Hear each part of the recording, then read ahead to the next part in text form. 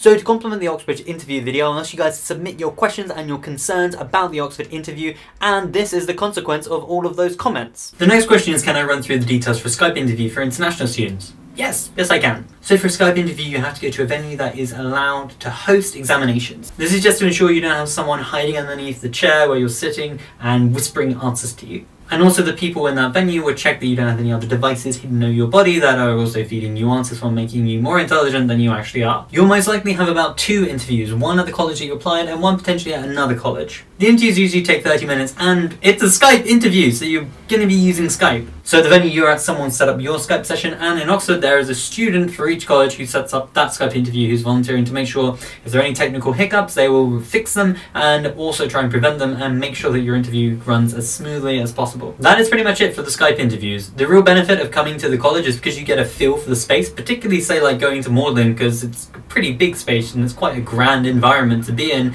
and also you get to see where you potentially might be living for the next 3 years. However, there's a cost associated with that because you may not get in and you would have spent money on flying to Oxford for that specific event, and also you have to consider the work that you won't be able to complete for your education because you're in Oxford. Yeah, so it runs pretty smoothly, you have nothing to worry about, just focus on the interview, everything else will be sorted out for you. If you don't know where you can go for your Skype interview, contact Oxford, they'll give you some advice, and also contact your school because they will know what to do. The next question is, what sort of questions are they asking in philosophy interviews? There's so many potential questions they could ask you for any subject, really, not just philosophy, that it's impossible for me to give you an answer just in this video. However, I have been discussing some philosophy topics in the earlier section, so hopefully that gives you an idea. For me, they just asked me, what would you like to talk about? And I said Plato's Republic, we discussed that, and then we started talking about the pros and cons of you reading English literature to get an insight into philosophy versus reading actual pure philosophy, like say the likes of Descartes or Hume or Kant,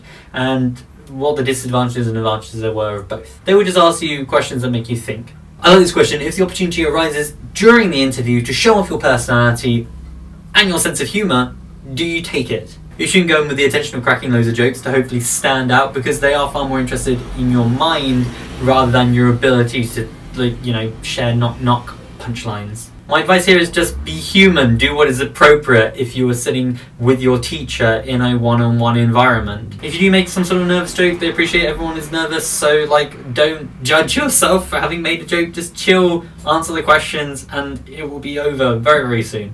An extremely good question by Richard is, what should I wear to the interview? You should wear whatever you feel comfortable in. You don't have to wear a suit to the interview. I mean, I don't advise wearing a bikini to the interview or a mankini, but just wear whatever you feel comfortable in. If it's jeans and a t-shirt, wear that. If it is a suit, then wear that. Again, they're judging you for your mind, not for what you're wearing. Richard also asks, if you prefer thinking in your head as opposed to aloud, should you still think aloud because they can hear your thought process? It's incredibly insightful into how your mind works, and that will be far more interesting for them than if you suddenly say a random answer. Like, it might be correct, but what's interesting is how you got to that correct answer.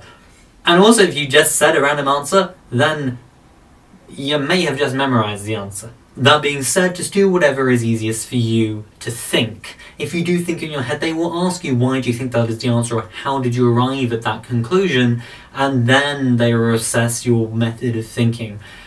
You should be doing whatever it is that allows you to shine as bright as possible.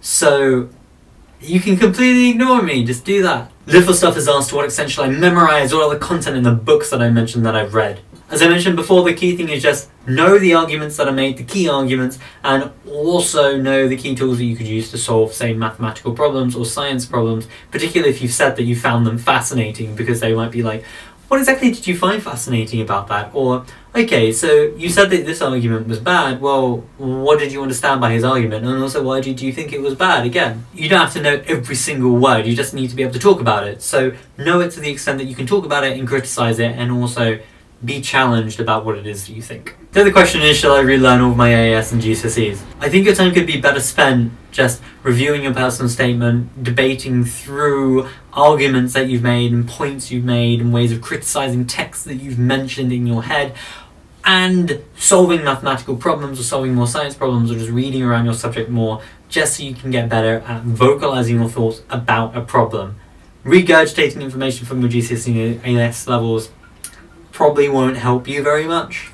I'll also asked how well should I know my wider reading. Please see the previous answers. Harshil has asked an excellent question because I really like these types of questions. So he asked, how do I deal with questions in philosophy interviews that say something along the lines of, how do you know that Cantor exists if you have not visited it? How do you recommend answering these kinds of wacky questions?